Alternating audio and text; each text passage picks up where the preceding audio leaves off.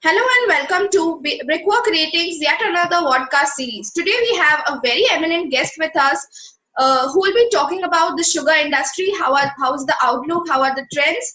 Let me take a moment to introduce this eminent guest with us. We have Mr. Prakash Narankar.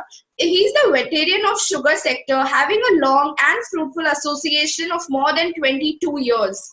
He has been the managing director of National Federation of Cooperative Sugar Factories. He has been representing 262 cooperative sugar mills, 9 state sugar federations across India. And prior to this, he headed Maharashtra Cooperative Sugar Federation for good 12 years. He has a long tenure as country head India of Sugar Max, which is a US-based MNC. He has been very closely working with India's sugar-related policies. We have a huge honor to welcome you, sir, here, and we'll be very happy to take your insights on the sector. So, a very warm welcome to the session. Thank you very much, Ria. And good morning, everybody. Trust all are fine and fit. We have got to learn to live with this COVID. Earlier, we adjust to this new lifestyle better. Yeah, we can start. So, sir, we would like to start the session with understanding how are you seeing this sugar industry, performing? How has pandemic hit, or what are the trends at the current moment? All right, sugar industry, as you all know, is the second largest agro-based industry, having the annual turnover about 1 lakh crore, and the annual sugar consumption, as we say, domestic consumption is 260 lakh tons. 260 lakh tons is the highest consumption in the world. No other country is near us, and for n number of years we have been taking this position of highest consumer in the world. When we talk of consumption, the year-on-year growth, which was about 4% in the past, of late it is reducing down, and now it is settled down around 2.2% year-on-year growth in the consumption. And when you talk of sugar consumption, the 65% of domestic consumption is in the industrial sector. They are the bulk buyers, and the remaining 35% goes in the household. It is little surprising that our per capita consumption of 20 kgs is one of the lowest in the world. But on the other hand, we are the largest consumer. So this is something which is difficult to understand how it is, but that is how it is. The industrial consumers, as you know, the largest consumer is sweet-made fellows, then the beverages, chocolates, candies, biscuits, ice cream, and so on and so forth. They have been our major consumer. And in case your question is how the pandemic has affected the consumption, I would say till 21st March, when the lockdown was announced, everything was going very smoothly. But last week of March, April, May, and mid of June, this is the period in which the total lockdown, country was nationwide lockdown. Shops were closed, restaurants were closed, wedding ceremonies were banned, and festivals were put off. So all this affected in our losing about 10 lakh tons consumption. So sugar year, as you know, is starting October, ending September. So sugar year 1920, which just ended, is shown consumption of 250 lakh tons against our normal consumption of 260 lakh tons. So loss of 10 lakh tons is due to this pandemic effect. But taking it forward, I feel that the lockdown, unlock 1 and unlock 2 have brought respite, and things are improving. The shops are opened up in Delhi, where I sit. Practically all the shops, restaurants, everything is open, and wedding ceremonies are taking place. And pipeline, basically the pipeline was dry, which is now filled up, and therefore I have a feeling that the demand is picking up, and whatever is lost, and we don't brood on that. We look forward, and we estimate restoring back our normal consumption of 260 lakh tons annual consumption. But the area of concern, Ria, is that this consumption is plateaued. It is not growing. Though I have said 2% growth, But if you see last couple of years, it is just hovering around 260 lakh tons. So that is an area of concern for all of us. And government has also asked the industry associations to look into this seriously on a long-term basis and run a myth clearing drive. There are a lot of myths about sugar.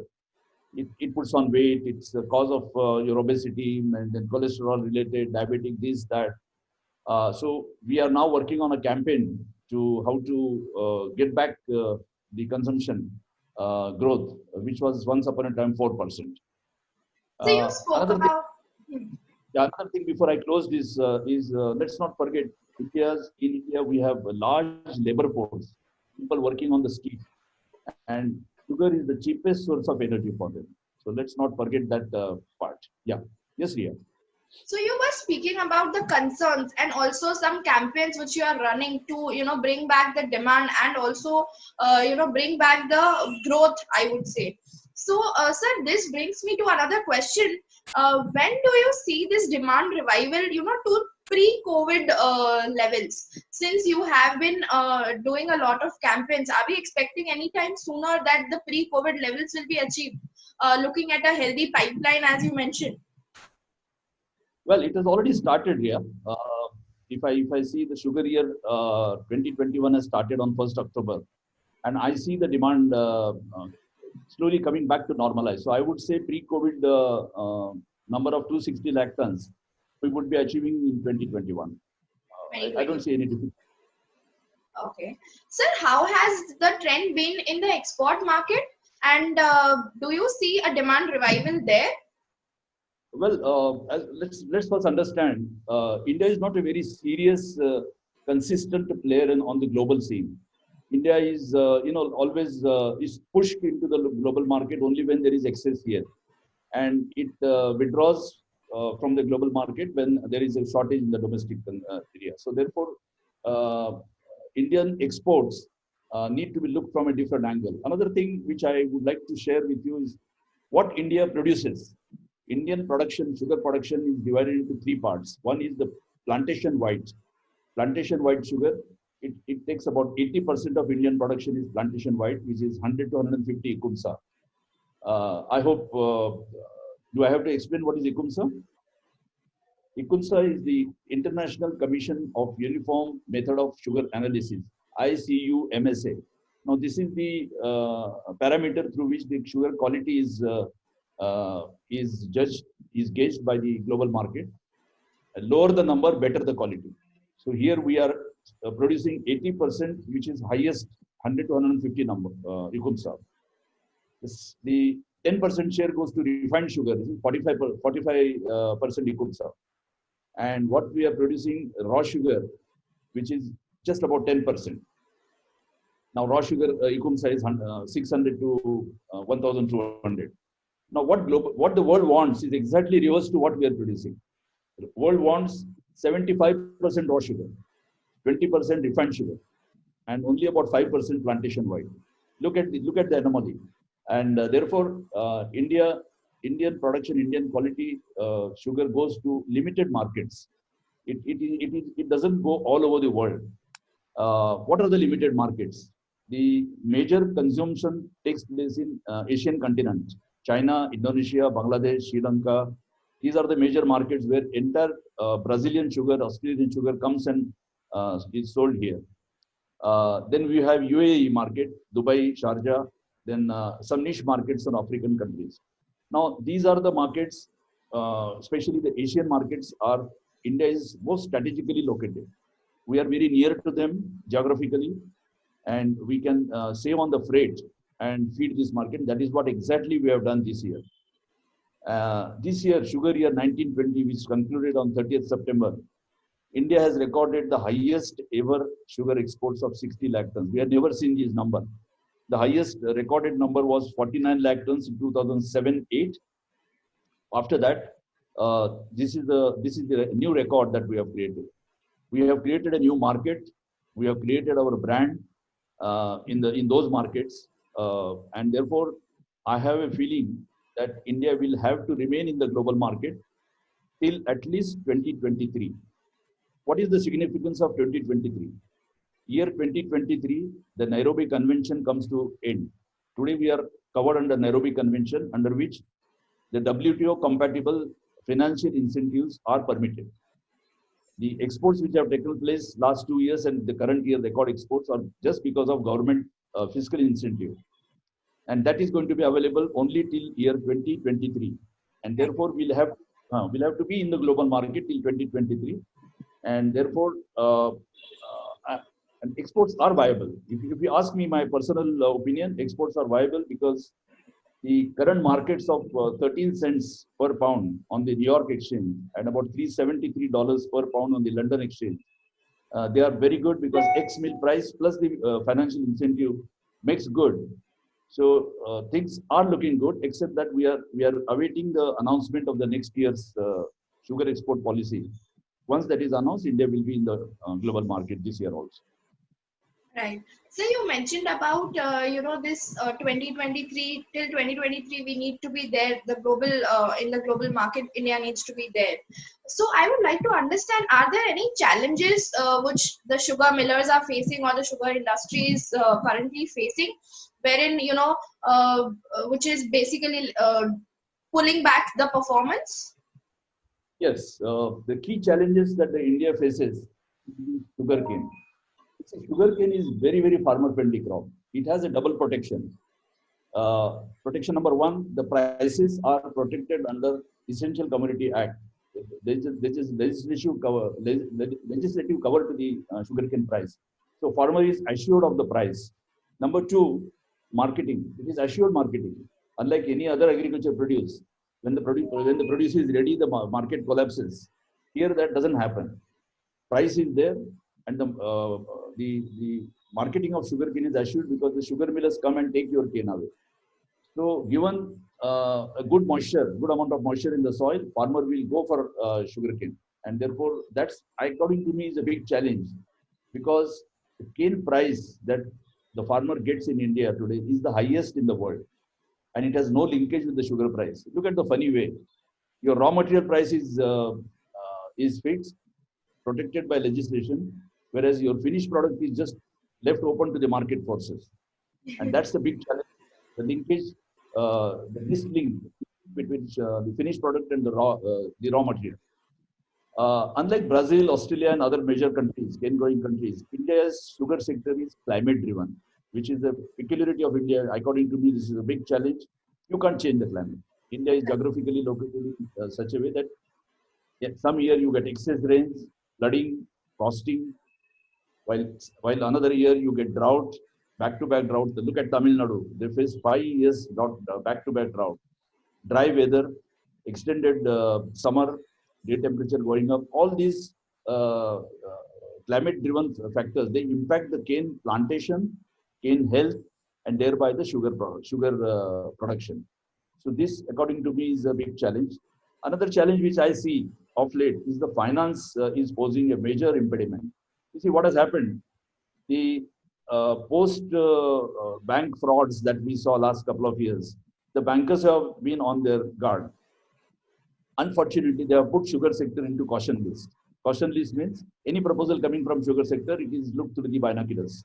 And therefore, the working capital is posing a big problem. Apart from that, the loans which have been taken last couple of years, they have become overdue now. Right. And under that pressure, so resettlement and restructuring of loans, these 4 challenges, according to me, are being staring in the eyes of the sugar sector. But government is not sitting hand on hand. Government is looking at it. Government is wanting to help the sugar sector. They are coming out with various SOPs. And one of that is they are on a mission mode for reducing overproduction of sugar. You see what happened? Let me just share some numbers. Give me a minute. Let me open this and the balance sheet, how it looks.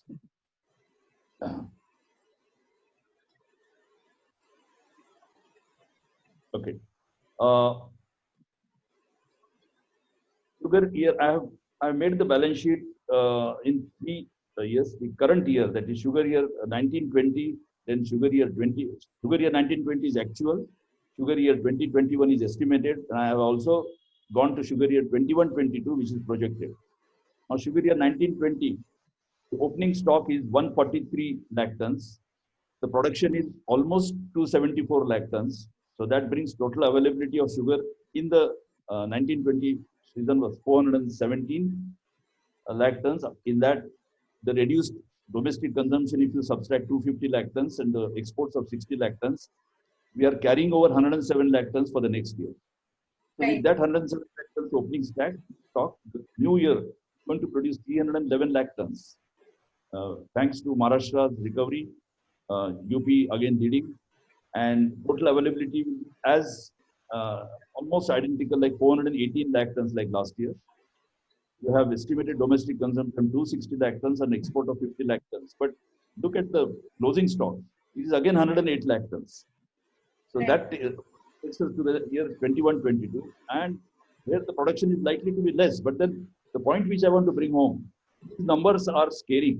And these numbers, if you go on producing sugar so much, the industry will collapse vertically. So government, what they have done, they have taken a mission mode, how to reduce the overproduction of sugar and Correct. subsume the extra sugar into ethanol. And many thanks to Government of India. India is the only country which is allowing 4 feedstocks to produce ethanol: C molasses, B heavy molasses, juice to ethanol, and now sugar. The sugar which is lying in the godown can be converted into ethanol. And this is the only country which is giving you 3 different prices for purchase of ethanol. There is a 5-year long-term policy. Interest subvention is given for capacity enhancement, and oil marketing companies have given assurance that they will buy every last dot of ethanol which is produced at a fixed rate. So it's a win-win model for all the stakeholders. Government, government can save on the foreign exchange outflow by way of reducing the imports of crude oil. The mills can improve their liquidity. The farmers will get a better price. And most important, people like you and me can breathe freely with the clean environment. So that's about the ethanol. I think government is doing their bit on this. So this brings me to another question. Is there any scope of more measures that we are expecting from the government to, help the sugarcane pricing or the ethanol blending, or, maybe are we expecting some challenge for some challenges? Are we expecting some more policies to be coming in very soon? Well, on talking of sugarcane prices, they have already been announced. Sugarcane prices, as you know, uh, sugarcane and jute. These are the only 2 crops which are covered under what is called Essential Commodity Act (ECA). No other crop is covered. So sugarcane is protected under ECA, and under Essential Commodity Act there are sugarcane control order and sugar control order, under which government has the right to fix the cane purchase price, which they have done now.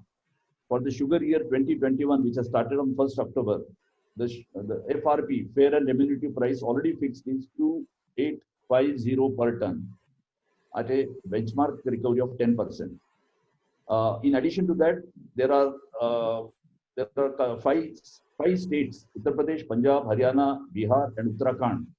They have their own state advised price over and above FRP, politically driven price. So the cane pricing part has already been finalized, and therefore this particular subject is little politically sensitive. No matter which party is in the power, normally they don't try to fiddle with cane pricing. Either they keep it the same like they did it for last year, or increase it by small amount, but they will never be decreasing this price. And therefore we don't really expect government to really play with cane pricing, no matter how much we feel that it should be plateaued for next year, at least next 2 years. But eventually it is government's call on the cane pricing. On ethanol, yes, ethanol, government is very, very excited. They have established a mission office in the financial DFS, Department of Financial Services, where regular review is taken every 15 days, bank-wise, mill-wise, loan sanction, loan disbursed, what are the problems, and so on and so forth. And the blending target for ethanol, which is currently 7.5%, currently 5.6%, is targeted to achieve to 7.5% this year, 10% next year, and 20% by year 2030. I think with this, India can really restore back its glory. by reducing the sugar production and increasing more ethanol production and help themselves. Right. Sir, so let me summarize the whole thing for you. You spoke about the challenges, you spoke about the concerns, you also spoke about the campaigns which you are running. So to pace up the recovery, I just wanted to understand how do you see the roadmap going ahead for the sugar sector? Maybe by the end of this financial year, or maybe by end of 2023. As you mentioned, that is a very important time for sugar industry. So how do you see the roadmap for this tenure? Well, yeah, I would see the roadmap short term and mid term and long term. Short term is, as you have rightly said, 2021, we see sugar production going down by at least 20 lakh tons, and which is a major achievement. And likewise, 21, 22 onwards, we will be reducing sugar production and producing more ethanol for a win-win situation for all the stakeholders. But I look at year 2030. 2030, 20% EBP, ethanol blending program, is the target, which will subsume 50 lakh tons of sugar.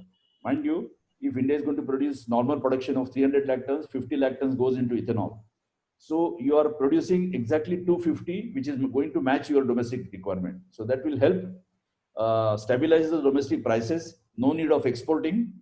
You can get a better realization domestically, and therefore that could be step number one for the roadmap.